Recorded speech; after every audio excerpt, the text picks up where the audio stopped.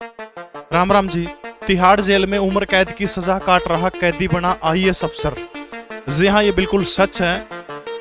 मुखर्जी नगर के अंदर यूपीएससी की तैयारी कर रहा एक प्रेमी जोड़ा, एक करवा रहा है तैयारी, एक कर रहा है, दोनों के बीच में घनिष्ठ संबंध हो जाते हैं। एक दिन क्या होता है, वो जो लड़का, जो प्रेमी जो है, वो उस लड़की के सामने एक ऐसी डिमांड रखता है और कहता है कि तुझे मेरे दोस्त के साथ में एक रात गुजारनी है। वो लड़की उस लड़के से शादी करने का सपना देख रही थी। कोई भी प्रेमी प्रेमिका हो, जब कोई प्रेमी अपनी प्रेमिका को ये कहता है कि एक रात दूसरे व्यक्ति के साथ गुजारनी पड़ेगी, तो जरा उन संबंधों के बारे में सोच लीजिए कि वो लड़का उसके साथ में सरासर चीटिंग कर रहा है। नमस्ते, मैं प्रवीण उड़ान बात कर रहा हूँ 21 साल की पूनम की, जो साल 2003 के अंदर यूपीएससी की तैयारी करने के लिए दिल्ली के मुखर्जी नगर के अंदर जाती है। और वही मुखर्जी नगर के अंदर ही केमिस्ट्री के एक टीचर होते हैं जिनका नाम अमित कुमार राय है। इन दोनों के बीच में संबंध अच्छे बन जाते हैं। क्लास के अगले बेंच पर बैठने वाली पूनम के आंखों ही आंखों के अंदर संबंध जो है अमित कुमार से बन जाते हैं। फिर दोनों एक्स्ट्रा क्लास के नाम पर, केमिस्ट्री की कोचिंग लेती थी, एक्स्ट्रा क्लास के नाम पर अलग से वो ट्यूशन पढ़ने लगी और वहां पर जो है दोनों के बीच में संबंध बहुत गहरे हो जाते हैं। और उसके बाद दोनों जो है फिजिकली रिलेशन बना लेते हैं, संबंध आगे बढ़ते चले जाते हैं। जब अमित कुमार ने पूनम के सामने किसी दोस्त के मिलने की बात कही तो इससे वो तुरंत घबरा जाती है और सोचती है कि ये तो मेरे साथ में इतने दिनों से लगातार चीटिंग कर रहा है। वो जहर खा लेती है, आत्महत्या कर लेती है और घर के अंदर एक सुसाइड नोट छोड़ देती है।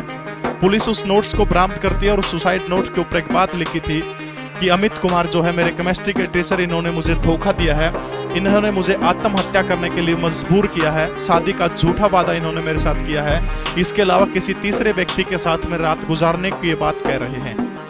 उसी सुसाइड नोट के आधार पर मामला आगे बढ़ता है और ये मामला जब कोर्ट में जाता है, अमित कुमार को गिरफ्तार करके दिल्ली की तिहाड़ जेल के अंदर बंद कर दिया जाता है। शुरू में मामला जो था दिल्ली की लोअर कोर्ट के अंदर चला जाता है और वहां पर लोअर कोर्ट जो है इस केस की ट्रायल करती है। और ट्रायल के बीच में जो है लोअर कोर्ट काम क्या करती है कि उसको आत्महत्या का, उकसाने का दोषी मान करके धारा 306 के तहत सजा सुनाने का काम करती है। इसके अलावा झूठा वादा, और उसके अंदर ये कहा गया था कि मेरे साथी ने जबरदस्ती रेप किया था। पहले दिन जब हम मिले थे तो कुछ मेरे को खिलाकर नशीला पदार्थ खिला दिया गया और रेप की धारा भी उसके अंदर जोड़ दी गई थी। इस तरह से एक तो 10 साल की कैद हो जाती है, दूसरी उनको उम्र कैद हो जाती है। अब दिल्ली की मुखर्जी नगर के अंदर कोचिंग देने वाला शिक्षक अमित कुमार जो है तिहाड़ जेल के अंदर बंद है, वहां से लाइब्रेरी से बहुत सारी किताबें निकलवाता है। और तिहाड़ जेल के अंदर, कोई भी जेल हो, आमतौर पर कैदियों को सुधारने के लिए वहां पर बहुत सारी मुहिम चलाई जाती है। उसी मुहिम के तहत तिहाड़ जेल के जो जेलर हैं या फिर डीजीपी हैं, वो क्या करते हैं, अमित कुमार की पूरी मदद करते हैं। और उसी मदद के कारण जो है वो दिन रात किताबों के अंदर लगा रहता है, अच्छे तरीके से जो है किताबों को पढ़ता है, अपने नोट्स बनाता है। कोचिंग वो ले नहीं सकता क्योंकि तिहाड़ से बाहर नहीं जा सकता, सिर्फ पेपर देने की अनुमति ही उनको मिलती है। बात आती है 2008 की। ये मामला 2003 का था। लगभग 5 साल इस मामले को हो जाते हैं तिहाड़ जेल के अंदर बंद अमित कुमार को। 2008 के अंदर यूपीएससी का जब प्री एग्जाम होता है तो अपने बलबूते पर वो प्री एग्जाम निकाल देता है। 2009 के शुरुआती महीनों के अंदर मेंस एग्जाम होता है, मेंस भी उसका क्लियर हो जाता है। और उसके बाद बारी आती है इंडिया के सबसे टफ एग्जाम के इंटरव्यू में बैठने की। जब उसका साक्षात्कार हुआ और उसके बाद जब रिजल्ट आता तो रिजल्ट के अंदर उसको हाई रैंक मिलती है, यानी वो यूपीएससी की परीक्षा को पास कर लेता है। और रैंक के हिसाब से उसको जो पोस्ट मिली, पद मिली, वो मिली आईएएस ऑफिसर की, यानी भारतीय प्रशासनिक सेवा जो है उसके अंदर वो चयनित हो जाता है। अब मामला देखिए, एक कैदी जो तिहाड़ जेल के अंदर उम्र कैद की सजा काट रहा है, उधर से नीति देखिए उसका यूपीएससी का एग्जाम क्लियर हो जाता है। आजाद हिंदुस्तान के अंदर ये पहला मौका था जब ऐसी घटना घटती है। अब इन 5 सालों के दौरान जब लोअर कोर्ट का फैसला आता है तो वो सारे के सारे इस मामले को हाई कोर्ट के अंदर चैलेंज करता है। आपको पता है, लोअर कोर्ट से हाई कोर्ट, उसके बाद सुप्रीम कोर्ट मामला जाता है। जब हाई कोर्ट के अंदर चैलेंज करता है तो हाई कोर्ट इस मामले को अच्छे से पढ़ने का काम करता है।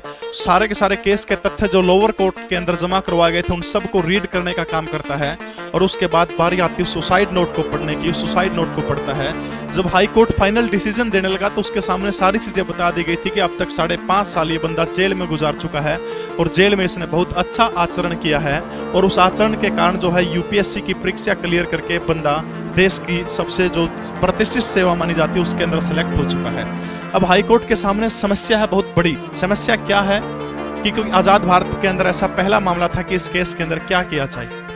अब जब तथ्यों को अच्छे से अध्ययन किया गया तब हाई कोर्ट कहती है कि जो रात गुजारने को लेकर, जिस मामले को लेकर के आत्महत्या की थी, ऐसे पूनम नाम की लड़की के द्वारा इस केस के अंदर या उसके परिजनों के द्वारा कोई भी सबूत नहीं दिए गए। इस मामले के अंदर बरी हो जाता है। नंबर दूसरा मामला क्या था? आत्महत्या के उकसाने का।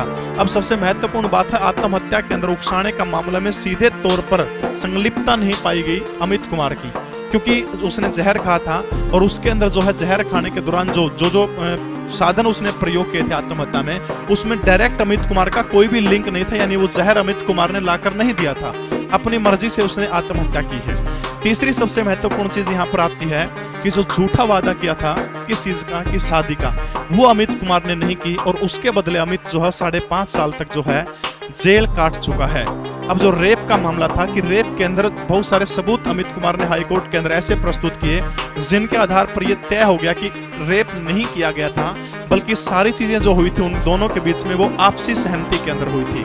इस मामले में न्यायमूर्ति जस्टिस प्रदीप कुमार, अरुणा सुरेश 2 जज हैं। इन दोनों जजों की बेंच काम क्या करती है?